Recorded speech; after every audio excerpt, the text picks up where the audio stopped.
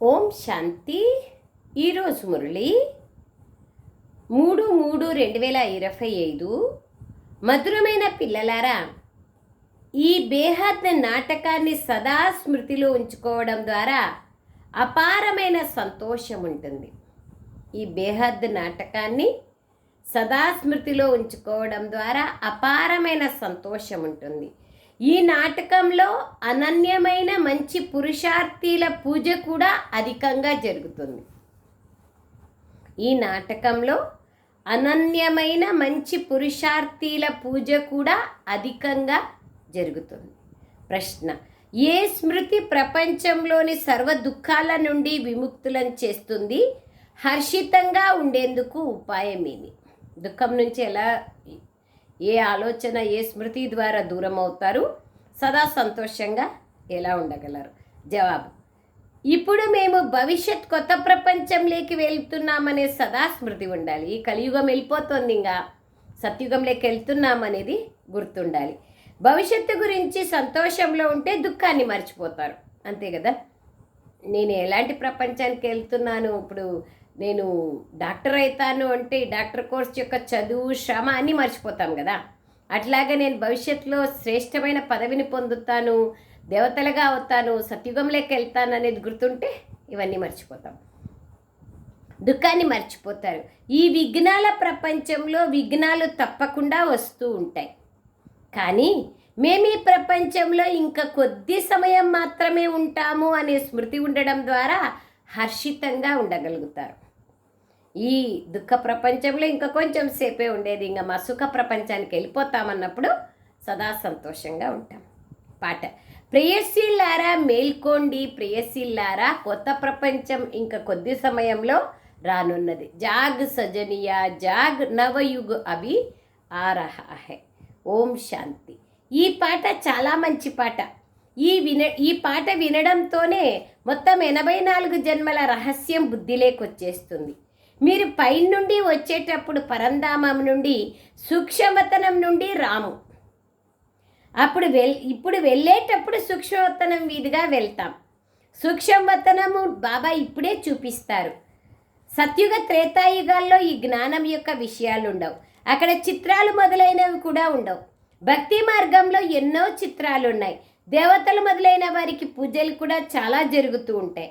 దుర్గా, కాళీ, సరస్వతి ఈ ముగ్గురు ఒక్కరే, కానీ పేర్లు వేరువేరుగా పెట్టేశారు. బాగా పురుషార్థం చేసేవారికి, అనన్యులకు, అన్యవెవరూ లేని వాళ్లకు, అనన్యులకు ఎక్కువగా పూజ జరుగుతుంది. పూజ్యుల నుండి మనమే మళ్ళీ పూజారీలుగా అయ్యి బాబా పూజను మరియు స్వపూజను చేస్తామని మీకు తెలుసు. మన పూజ మనమే చేసుకుంటాం, మళ్ళీ శివబాబా పూజ కూడా చేస్తాం. ఇతడు కూడా నారాయణ్ణి పూజించేవాడు కదా. ఇదంతా ఒక అద్భుతమైన ఆట. నాటకాన్ని చూసినప్పుడు సంతోషం కలుగుతుంది. అలాగే ఇది కూడా ఒక అనంతమైన నాటకం. దీని గురించి ఎవ్వరికీ తెలియదు. మీ బుద్ధిలో మొత్తం డ్రామా రహస్యం ఇప్పుడుంది. ఈ ప్రపంచంలో దుఃఖం ఎంతో ఉంది, ఇంకా కొద్ది సమయం మాత్రమే మిగిలి ఉందని, ఇప్పుడు మళ్ళీ మనం కొత్త ప్రపంచంలోకి వెళ్తున్నామని మీకు తెలుసు. భవిష్యత్ సంతోషం ఉన్నట్లయితే ఈ దుఃఖాన్ని మర్చిపోతారు. బాబా ఎన్నో విఘ్నాలు వస్తున్నాయి, ఎంతో నష్టం కలుగుతోంది అని బాబాకి రాస్తారు. ఎటువంటి విఘ్నాలు వచ్చినా ఈరోజు లక్షాధికారిగా ఉన్నవారు రేపు భిక్షాధికారిగా అయిపోయినా మీరు మాత్రం భవిష్యత్తు సంతోషంలోనే ఉండాలి. భవిష్యత్తు యొక్క సంతోషంలోనే ఉండాలి. ఈ ప్రపంచమే రావణ్ణి అసురీ ప్రపంచం. నడుస్తూ నడుస్తూ ఏదో ఒక విఘ్నం వస్తూనే ఉంటుంది. ఈ ప్రపంచంలో మనము ఇంకొన్ని రోజులు మాత్రమే గడవాల్సి ఉంది. ఆ తర్వాత మళ్ళీ లెక్కలేనంత సుఖంలోకి వెళ్తాం. నిన్న నేను పతితునిగా ఉంటిని, పల్లెటూరి చిన్న పిల్లోనిగా ఉంటిని. ఇప్పుడు బాబా వచ్చి మనకు జ్ఞానాన్ని ఇచ్చి సుందరంగా తయారు చేస్తున్నారని ఈ బాబా కూడా అంటారు. బాబా బీజరూపమని, సత్యమైన చైతన్యమైన వారిని పరమాత్మ అని అంటారు. వారు ఉన్నతోన్నతమైన స్థానంలో ఉంటారు. పునర్జన్మలేకి ఎప్పటికీ రారు.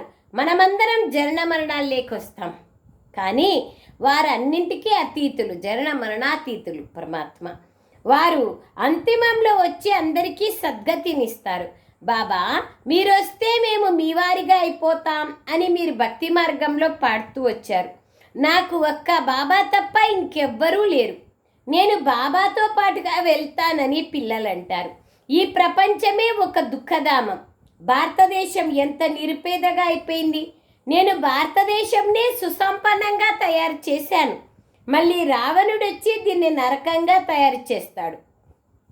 ఇప్పుడు పిల్లలైన మీరు బాబాకు సమ్ముఖంగా ఉన్నారు. గృహస్థ వ్యవహారంలో కూడా చాలామంది ఉంటారు. అందరూ ఇక్కడ కూర్చోవాల్సిన అవసరం లేదు. అవన్నీ ఎవరు సంభాళన చేస్తారు? గృహస్థ వ్యవహారంలో ఉండండి, రంగు బట్టలు వేసుకోండి. తెల్ల బట్టలే వేసుకోవాలని ఎవరన్నారు? బాబా ఎప్పుడూ ఎవరికి ఈ విధంగా చెప్పలేదు. మీకు ఆ బట్టలు వేసుకోవడం ఇష్టం ఉండదు కాబట్టే బాబా చూడండి, తెల్ల బట్టలు ఎవరు వేసుకోవాలా? మేము వేసుకోవాల్సిందే, మీరు వేసుకోవాల్సిన పని లేదు. మీరు ఒక్కరోజు వేసుకుంటే చాలు, కొంచెం సేపటికి తెల్ల బట్టలు వేసుకుంటారు. బాబా అంటున్నారు వేసుకోవడం ఇష్టం ఉండదు కాబట్టే తెల్ల బట్టలు వేసుకుంటారు, రంగు బట్టలు ఇష్టం లేదంటే. మీరు ఇక్కడ తెల్లని వస్త్రాలు ధరించి ఉంటారు, కానీ రంగు బట్టలు వేసుకునేవారు ఆ బట్టల్లో కూడా చాలామంది కళ్యాణం చేయగలుగుతారు. అది ఇంపార్టెంట్. అది మాతలు తమ భర్తలకు కూడా అర్థం చేయిస్తారు. భగవాను వాచ పవిత్రంగా తయారవ్వాలి అని అంటారు. దేవతలు పవిత్రంగా ఉంటారు కాబట్టే వాళ్ళ కాళ్లకు మనం నమస్కరిస్తాం. పవిత్రంగా అవ్వడం మంచిదే కదా. ఇప్పుడు ఈ సృష్టి నాటకం సమాప్తమవుతోంది. ఎక్కువ ధనం ఉంచుకొని ఏం చేస్తారు? ఇవాళ రేపు ఎన్ని దోపిడీలు జరుగుతాయి. లంచగొండితనము ఎంతగా పెరిగిపోయింది. కొందరి ధనం బాబా చూడండి, కొందరి ధనం ధూళిలో కలిసిపోతుంది, కొందరి ధనం అగ్గికి అంటుకుంటుంది. ఎవరైతే ధనీ పేరుతో చేస్తారో, ఇప్పుడు బాబా పేరుతో చేస్తారో వారి ధనమే సఫలమవుతుందని భక్తి మార్గంలో కూడా గాయనం ఉంది. ఇప్పుడు అందరికీ యజమాని అయిన భగవంతుడు మీ సమ్ముఖంలో ఉన్నారు. తెలివైన పిల్లలు వారి సర్వస్వాన్ని బాబా పేరు మీద సఫలం చేసుకుంటారు. అంతే కదా. పతితులైన మనుష్యులందరూ పతితులకే దానం చేస్తూ ఉంటారు. ఇక్కడ పుణ్యాత్మల నుండి దానం తీసుకోవాలి. బ్రాహ్మణులతో తప్ప ఇంకెవరితోనూ మీకు సంబంధం లేదు. మీరందరూ పుణ్యాత్ములు, మీరు పుణ్యకార్యాలే చేస్తారు. మీరు నిర్మించే ఈ భవనాలలో మీరే ఉంటారు. ఇక్కడ పాపం మాటే లేదు. మీ వద్ద ఉన్న ధనమంతా భారతదేశాన్ని స్వర్గంగా తయారు చేయడంలో ఉపయోగిస్తారు. మీ కడుపుని మార్చుకొని కూడా బాబా మా తరపున ఒక ఇటుకను సఫలం చేయండి, తద్వారా మేము అక్కడ భవనాలు పొందుతాము అని అంటారు. పిల్లలు ఎంత తెలివైన వారు. రాళ్లకు బదులుగా అక్కడ వారికి బంగారం లభిస్తుంది. ఇంకా కొద్ది సమయం మాత్రమే ఉంది. మీరు ఎంత సేవ చేయాలి. ప్రదర్శనలు, మేళలు మొదలైనవి పెరుగుతూ ఉంటాయి. కేవలం పిల్లలు చురుకుగా అవ్వాలి. మోహం వదలని కారణంగా బేహద్దు తండ్రికి అర్పణ కారు. నేను మిమ్మల్ని స్వర్గంలోకి పంపిస్తాను. మళ్ళీ ఇప్పుడు స్వర్గంలోకి పంపించేందుకు తయారు చేస్తున్నాను. నా శ్రీమతం పైన నడిచినట్లయితే ఉన్నత పదవిని పొందుతారు. ఈ విషయాలను ఇంకెవ్వరూ అర్థం చేయించలేరు. మొత్తం సృష్టి చక్రం, మూలవతనము, సూక్ష్మవతనము, స్థూలవతనము అంతా మీ బుద్ధిలో ఉంది. పిల్లలు స్వదర్శన చక్రధారులుగా కండి. ఇతరులకు కూడా అర్థం చేయించండి. ఈ వ్యాపారం ఎంత విచిత్రమైనదో చూడండి. దీనితో మీరు ధనవంతులుగా, స్వర్గానికి యజమానులుగా కావాలి. అలాగే ఇతరులను కూడా తయారు చెయ్యాలి. మీ బుద్ధిలో ఎల్లప్పుడూ అందరికీ దారి ఎలా చూపించాలి అనే ఉండాలి. డ్రామానుసారంగా ఏదైతే గడిచిందో అదంతా డ్రామాయే. క్షణక్షణము ఏదైతే జరుగుతోందో దాన్ని మనం సాక్షిగా చూస్తాం. పిల్లలకు బాబా దివ్య దృష్టి ద్వారా సాక్షాత్కారం కూడా చేయిస్తారు. మున్ముందు మీరు ఎన్నో సాక్షాత్కారాలను పొందుతారు. మనుషులు దుఃఖంతో త్రాహి త్రాహి అని అంటూ ఉంటే మీరు సంతోషంతో చప్పట్లు కొడుతూ ఉంటారు. చప్పట్లు కొట్టేదొద్దు, అంతరంగికంగా సంతోషం ఉంటే చాలు. మనుష్యుని అంటే బాబా చెప్పడం అట్లా, మనుష్యుల నుండి దేవతలుగా తయారైతే తప్పకుండా కొత్త ప్రపంచం కావాలి కదా. దానికోసమే కొత్త ప్రపంచం తయారు చేస్తున్నారు. మరి ఇది మంచిదే కదా. పరస్పరం కొట్టుకోకూడదని, శాంతి ఏర్పడాలని మనుషులు కోరుకుంటారు. కానీ ఇది డ్రామాలో నిర్ణయించబడింది. 2 కోతులు పరస్పరం కొట్టుకుంటే వెన్న 3వ వారికి లభించింది అనే గాయనం ఉంది.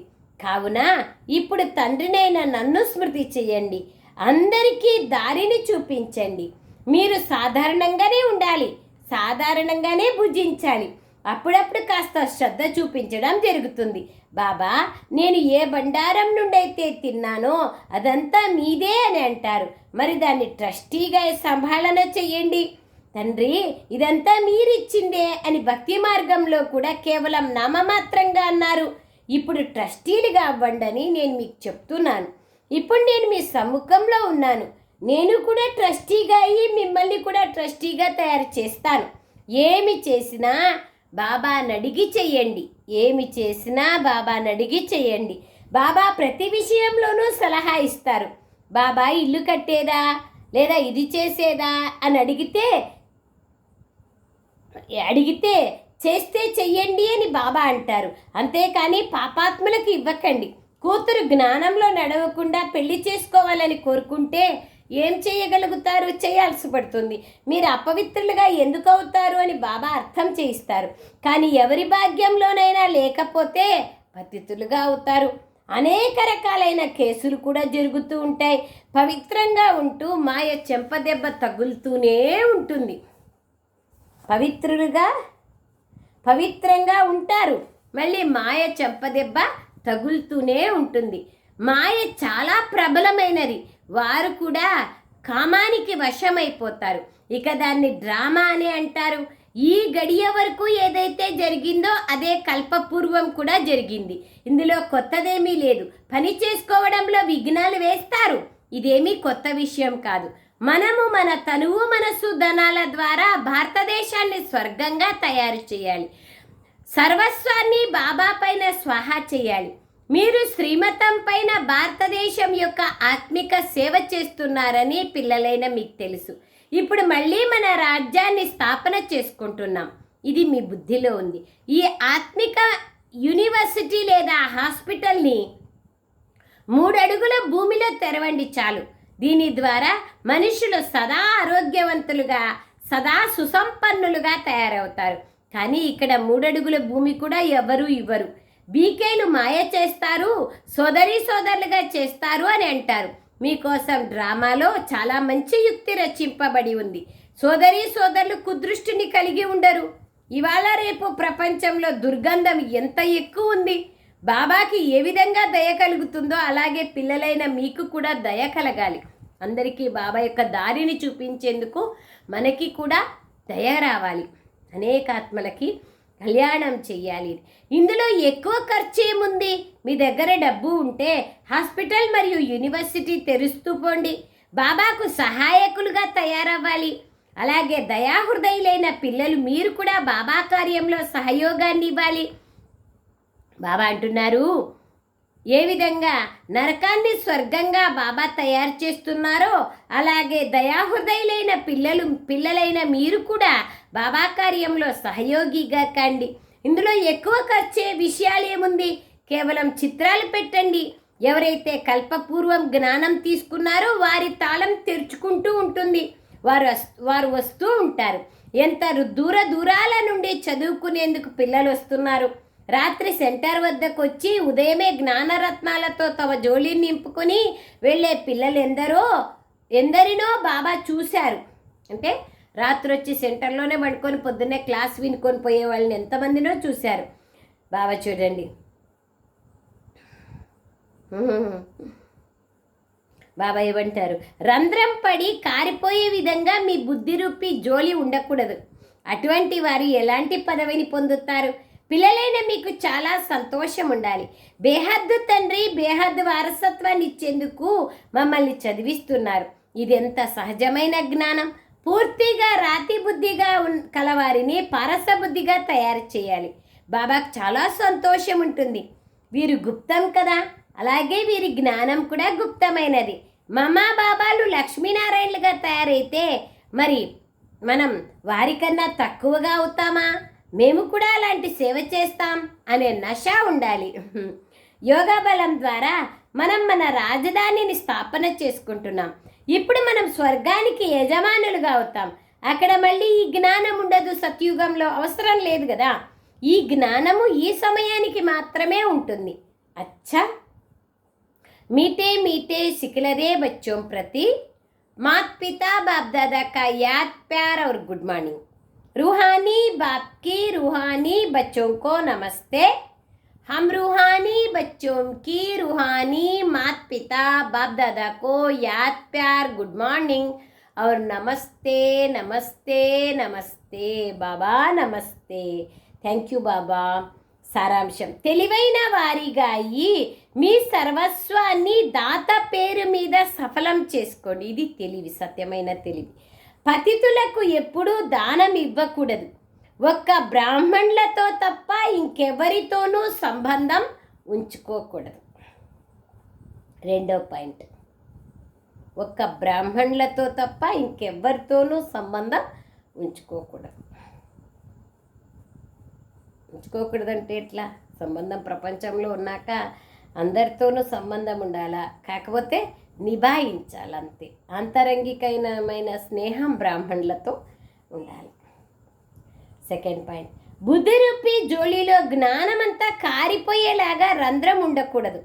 అనంతమైన తండ్రి అనంతమైన వారసత్వాన్ని ఇచ్చేందుకు చదివిస్తున్నారనే గుప్తమైన సంతోషంలో ఉండాలి. బాబా సమానంగా దయాహృదయులుగా కావాలి. వరదానం, సంపన్నత ద్వారా సంతుష్టతని అనుభవం చేసుకునే సదా హర్షిత విజయులుగా కండి. సంపన్నంగా ఉంటే సంతుష్టంగా ఉంటారు, అప్పుడే సదా హర్షితంగా ఉంటారు. వివరణ, ఎవరైతే సర్వ ఖజానాలతో సంపన్నంగా ఉంటారో వారే సదా సంతుష్టంగా ఉంటారు. సంతుష్టత అనగా సంపన్నత. ఏ విధంగా బాబా సంపన్నంగా ఉన్నారో కావుననే వారి మహిమలో సాగరుడన్న పదమును వాడతారో అలాగే పిల్లలైన మీరు కూడా మాస్టర్ సాగర్లుగా అనగా సంపన్నంగా కండి. అప్పుడు సదా సంతోషంతో నాట్యం చేస్తూ ఉంటారు. అప్పుడు మీ లోపలికి సంతోషం తప్ప ఇంకేమీ రాదు. బాబాను మహిమ చేస్తే తప్పకుండా సంతోషంగా ఉంటాం, సంపన్నంగా ఉంటాం. ఇంకా మనకి సంతోషం తప్ప ఇంకేం రాదు. స్వయం సంపన్నంగా ఉన్న కారణంగా ఎవరి ద్వారానూ విసుగు చెందరు. ఏ విధమైన చిక్కులు లేదా విఘ్నాలైనా ఒక ఆటలాగా అనుభవం అవుతాయి. అంతే కదా, మనకి ఏ విధమైన చిక్కులు ఉండవు. దాని ద్వారా వచ్చినా కూడా మామూలే, వస్తా అంటే పోతా అంటే అవేం చేస్తాయి, మనల్ని మనోరంజనం యొక్క సాధనంగా అయిపోతాయి. నిశ్చయ బుద్ధి ఉన్న కారణంగా సదా హర్షితంగా మరియు విజయులుగా ఉంటారు.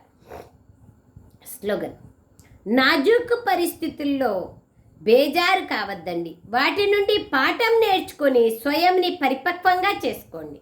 అంతే కదా, బేజారైతే ఏమొస్తుంది? ఏం లాభం లేదు. కాబట్టి మనం బేజారు కాకూడదు, ఏమైనా పరిస్థితులు రాని బాధపడకూడదు, దాని నుంచి పాఠం నేర్చుకుంటా ముందుకు వెళ్ళిపోతా పోవాలి. అవ్యక్త ప్రేరణ, మా అమ్మ యొక్క మురళీలు ఉన్నాయి, తప్పకుండా అందరూ చదవండి. మురళి యొక్క మా అమ్మ మురళి యొక్క హెడ్లైన్స్, పరమాత్మ గురువు టీచర్ తండ్రి రూపంలో భిన్న భిన్న సంబంధాలకు చెందిన వారసత్వాన్ని ఇస్తున్నారు. అంతే కదా, తండ్రి రూపంలో పాలన, టీచర్ రూపంలో చదువు, సద్గురు రూపంలో వరదానాలు, అనేక రూపాల్లో అనేక రకంగా బాబా సంభాళన చేస్తున్నారు.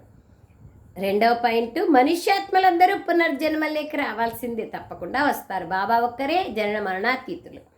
ఈ రెండింటి గురించి మా అమ్మ క్లారిటీగా చెప్తున్నారు.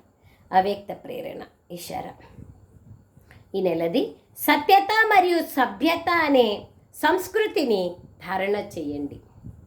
సత్యతను ఉండాలి, జత జతలో సభ్యతను ఉండాలి. ఈరోజు విషయం, అత్యుత్సాహం లేకెళ్ళి ఒకవేళ సత్యతను నిరూపిస్తే తప్పకుండా అందులో ఏదో ఒక అసత్యత ఉన్నట్లు. అత్యుత్సాహం లేకపోకూడదు. నేను పూర్తిగా సత్యాన్నే మాట్లాడతాను, 100% నిజమే మాట్లాడతాను అని చాలామంది పిల్లలు ఇలా అంటారు. కానీ సత్యాన్ని నిరూపించుకునే అవసరం లేదు, అదే నిరూపించబడుతుంది. సత్యత సూర్యుని వంటిది, అది దాగి ఉండదు. ఎన్ని గోడలను ఎదురుగా తీసుకొచ్చినా కానీ, ఎన్ని గోడలు అడ్డం వచ్చినా కానీ సత్యత ప్రకాశం దాగి ఉండదు. రోజుసేపు దాగబడుతుందేమో కానీ సత్యతారూపి సూర్యుని ఎన్ని మేఘాలు దాచడానికి వీల్లేదు. సభ్యతాపూర్వకమైన మాటలు, సభ్యతాపూర్వకమైన నడవడిక, వీటిలోనే సఫలత ఉంటుంది. సభ్యతాపూర్వకంగా ఉండాలి. నేను సత్యంగా ఉన్నానని అసభ్యంగా ఉండకూడదు. అచ్చా. ఓం శాంతి. Thank you Baba. Thank you.